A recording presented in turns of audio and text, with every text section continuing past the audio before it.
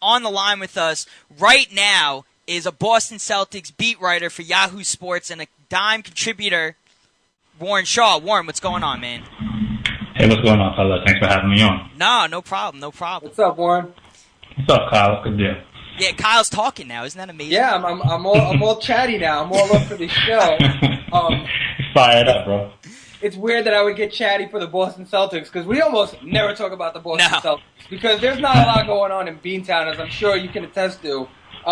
Take it easy, Kyle. Take it easy. There's not a whole lot unless you're talking about rebuilding. I mean, all right, they get rid of Jason Terry, they get rid of Paul Pierce and Kevin Garnett. Clear signs that this team is thrown in the towel. Doc Rivers leaves town, he splits, and now you're looking at Rajon Rondo. And here's my burning question with the Celtics and Rondo: is A, do we know if this guy's going to be ready for the start of the season? And B, does he finish the season in Boston? Well, A is probably going to be a no. I don't think he's going to be ready for the start of the season, and that A actually really affects B a whole lot. Because if they do want to potentially try to trade him, they need to make sure that he's 100% healthy when he does come back so that they can showcase him. And I do think, right now they don't have any plans to move him. At least that's what everyone is saying. They're saying all the right things, especially with the new coach, Brad Stevens, involved. But my heart says that he probably does finish there. But again, like I said, if they really start to really stink it up, if you will, and they start to get some great offers, Detroit supposedly is still interested. Milwaukee may still be interested. He's not a guy in terms of talent-wise that's going to be hard to move. Yeah. If you're the Celtics, right? I'm just thinking if I'm running the Celtics and I have some say, if you're rebuilding, you can get a ton. I mean, obviously it all depends on if he comes back healthy, like you said. But you can get a ton of assets for a draft class that's stocked. I mean, a lot of people are saying this may be the best draft class since the LeBron-Melo draft class. This is a stacked draft class coming up. You can get a lot of young talent in return for Rondo. I don't know if the reports are true, but Rondo is like a hard player to get along with coaches. You got to find the right coach. I don't know what kind of coach Brad Stevens is going to be. That's a whole other thing. I mean, they bring in a rookie head coach. That's a whole other story. In terms of giving up Rondo, what can they get? Do you think a team is willing to give a first? Is Rondo worthy at this point of a first-round pick? Would a team give that up? Do you see something like that for Rondo possibly this season? Well, like I said, I think it's going to depend on what he comes back and how he plays initially, and then again, if he does get along with Brad Stevens, that all those selling points go into the trades because like I know. NBA GMs, man, they smell blood in the water. So if they think that there's trouble in Beantown, and Rondo's not getting along with the coach, this and the other, everyone's going to try to get a bargain deal, So if he comes back, he plays pretty well, then yeah, they can definitely get a first rounder for him because the guy is an all-star. He is an NBA all-team guy. Run a second team, third team, and I don't think getting a first round pick for him is something that's too pricey for Ainge to ask for. Well, there were reports that this guy didn't always get along with Doc Rivers either. So, I'm assuming he's going to have some problems with Brad Stevens. I know Brad Stevens came out and said everything's good right now. They've been working out and, talking and, but I don't know. I just feel like Rondo's going to fight with any coach he goes to. I don't know if that should be a factor. Well, I mean, Ron, yeah, he's prickly, bro. There's no two ways about that. I myself even had a run-in with him, when I went to an Orlando Magic game with the Celtics, and sometimes he's just a little bit moody. So we don't know what Coach Stevens is going to be like. They brought in an assistant coach, Walter McCarty, to kind of be his pseudo handler, if you will. A player that a coach that was once a player, so that Rondo can hopefully relate to him a little bit. So I think we really just kind of have to wait and see. The Celtics are a huge enigma. Nothing but questions going on with them this season because of all the changes, because of Rondo's injury, because of the changes in the front office and new rookie head coach. So it's crazy. We have no idea what's going to happen right now. But yeah, Rondo, he's definitely a tough character to deal with. And the guy Kelly Olynyk also, the draft pick they brought in, he was great in the summer league. So here's my issue with this guy though. Okay, I don't think physically he's going to be strong enough to defend a lot of the bigger centers in the league. This guy looks to me, he's thinner than Chris Bosh. Okay, and you bring a guy like this in. The most I see him giving you is maybe a David Lee type of player here, where not a great defender but can rebound. and could, obviously score the ball. But his first season coming in, do you think this guy's going to play heavy minutes? Do you think this is going to be kind of the focal point until Rondo comes back? Well, I think that's a great question. The Celtics have, again, so many questions in their lineup. We don't know how it's going to shake out. Because if Rondo is not there to start the season, if he comes back, say, mid-December or late December, whatever it is, then who's going to be the starting point guard? Right. So does Bradley move to the 1, or do they bring Phil Pressey off the bench to start there? And then that has a trickle-down effect all the way down to the front court because there's so many guys who can play multiple positions. Do you play Sullinger out of position at the 5? One of the things that was said initially when Olynyk was drafted was Ainge said that he saw him as a stretch 4. So kind of in the Dirk Nowitzki mold, if you will, who happens to be Olynyk's favorite player. So, I mean, it's insane because, I kind of agree with you. He doesn't necessarily have the size right now to kind of bang at the 5 position. Right. But if they're going to try to play him at the stretch 4 and then move Sullinger to as an undersized 5, even though his body and he's more physical, he can probably handle it, then I guess that can hide Olynyk a little bit if you move him at the 4 and not the 5 position. Yeah, that's another thing. They don't really have, I guess, a legit 5. A lot of teams don't. They use. The Knicks for a long time used Stoudemire at the 5. So, but right. they don't look like they have a real 5. Avery Bradley, in my opinion, is not a point guard. He's a great defender, but he's just not a point guard. He doesn't create for other guys, and he doesn't have that instinct. And if that's who they're going to go with at point guard, then this team is really going to bomb. I feel bad because they have a lot of pieces, but it's like a collage of just randomness going on.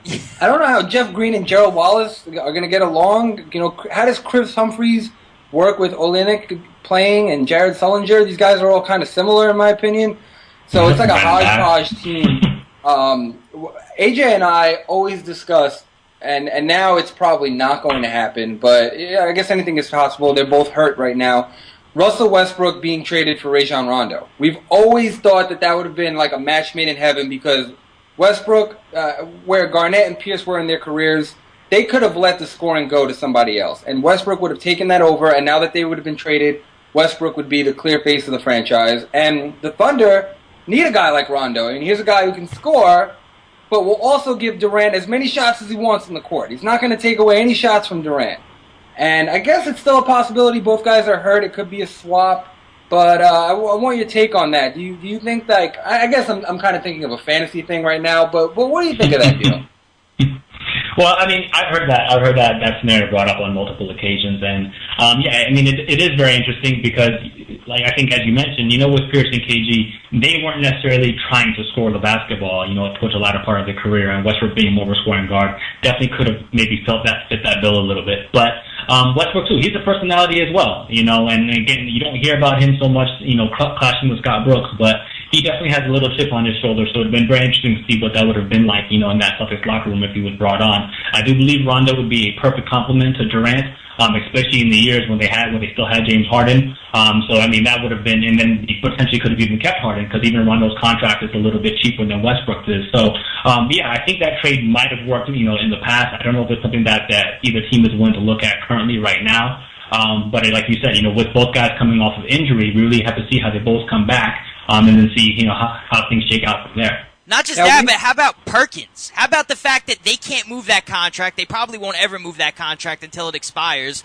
And Rondo just coming back to reunite with his best friend, which was reported multiple times. These guys used to go out to dinner all the time in Boston. That was a big hit for Perkins when he was traded, and Rondo. Rondo was really upset about it. To kind of reunite that chemistry and have Kevin Durant there, I just like Rondo being there. But this is really my issue, okay? To me, the Celtics, the only way they're going to be good, okay, the only way they're going to be good is if Rondo somehow becomes more of a scorer, because setting up Paul Pierce, Kevin Garnett, and Jason Terry, and it's a lot different than setting up a bunch of young players that are going to be out of place, out of position. Hey, maybe even if you get a Rookie of the Year candidate, it's not like LeBron James was in this draft, okay? You're not playing with any crazy superstar. So if Rondo, he was known as a distributor, which is why we like him going to Oklahoma City. If he's going to just distribute to this team, I don't think they're going to win. I don't think they're going to even make the playoffs. I just don't see it happening. I think the only way for this team to overachieve is if Rondo becomes more of a scorer and Jeff Green plays out of his mind. That's pretty much how I see it for Boston. Well, I wouldn't disagree with you at all. I think everybody realizes that Rondo definitely has to take charge of the team from an offensive standpoint, and hopefully he can drive and get to the basket, and also hit the jumper a little bit more as well. I actually just wrote something on Jeff Green on Yahoo a couple of days ago, and kind of saying, alliterating some of the same things that you just said. He's going to have to raise his points per game average to somewhere in the 19 to 22 points per game, and almost be kind of like consideration for an all-star. That's how well he has to play for Boston to have a chance right now. Because as we said before, there's just too many guys kind of in the same mold with the Chris Humphreys and the Brandon Basses and even Marshawn Brooks kind of playing behind Jeff Green. All these guys, where are they all going to play? How are they all going to fit? And then you're coming in with a brand new system. Right. So it's really dicey for Boston right now. But Rondo and Green have to be the focal points of the offense. And again, Rondo hasn't proven that he's capable of doing that just yet. So it's going to be a big year. All right, we've bashed the Celtics this whole time. We've been talking smack about them. If I'm a Celtics fan, right? If there's a Celtics fan sitting at home, and I just made you so depressed that you want to jump off your building, how can you talk them back from the ledge? What can they possibly look forward to this season? Is there any positives for a Celtics fan to look for this season? Well, first, it starts with you taking off your Knicks hat. That would be the first step, okay? Well, if you're a Celtics fan, you don't want to see Kyle rocking a Knicks hat right now, but okay. Well, you know what? That's just something you got to deal with, okay? That's something you're going to have to deal with. No stress there, bro. No stress. I'm going to kind of, I guess, cop out, if you will, because, one of the main positives you can take is definitely how Olynyk played in the summer, and the fact that he's probably a little bit better than advertised. Yes, he's going to struggle on defense, but he's definitely shown the ability to put the ball on the floor for a big man and definitely shoot the three. And he has a decent post-up game, nothing crazy, but he can back up and post up just a little bit. Also, what we don't know is what we have in Marshawn Brooks. We drafted the guy a few years ago, then traded him for Jajuan Johnson, inexplicably, which was probably one of the worst draft day trades the Celtics have made in recent history. And now he's going to get a chance, to probably come in and be a sixth man and really come in and scoring role, which is something that he does pretty naturally. So I'm anxious to see what those two guys can do. Brooks has a lot of talent. Obviously, listen, I'm going to say this with a grain of salt. Coming out of Providence, people saying he was, a very, very, very, very, very poor man's Kobe Bryant. But, again, he has those types of skills where he can definitely score the basketball. So I'd be looking at those two guys, Olynyk and Marshawn Brooks for Boston as far as positives go. And also, another positive, well, actually, it's kind of a question mark again, but I guess it's not really a positive or a negative. But how about just Brad Stevens? How about the new coach of the Celtics? Is this guy the right fit? Is he actually going to be able to coach in the NBA? I think that's a big question mark by itself. But if he turns out to be a great coach, if the Celtics overachieve, that was a big plus. So, I think Brad Stevens is definitely, I guess. That was a surprise hire too. I was following Coach. Maybe I'm wrong. Maybe you know a little bit more than me, Warren. But to me, that was a surprise. I hadn't even heard his name. Didn't know it was a possibility. I didn't know who they were looking into. But I never heard Brad Stevens' name. Was that as much of a shock for you as it was for me? Everybody was stunned. Nobody knew. Nobody. I remember I was driving from one job to the next and saw it on Twitter, and I was like, what? And it even took me a while. I was like, Brad Stevens, and I had to be like, what, the Butler? You know what I mean? So it caught everybody off guard. And Ainge he gets a lot of stuff for leaking stuff out. That's something he did not leak, and he kept that very close to the vest. And especially in today's NBA, that's extremely shocking. So yeah, nobody saw that one coming. All right, Warren. Before we let you go, I'm gonna leave you with this. As far as the Boston Celtics, look, I think it's a big question mark as to what's going to happen. But your take on Danny Ainge, what do you actually think? First of all, do you like him as a GM? Do you think he's a good GM? Because if you like him, then I think you got to put trust that he did the right thing and he got the right players, and hopefully it all pans out.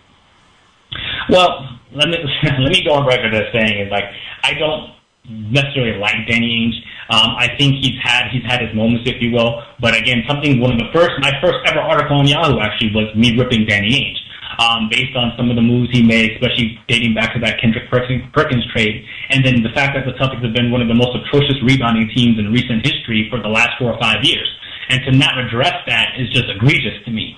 So in that regard, I don't like some of the moves that he's made, but.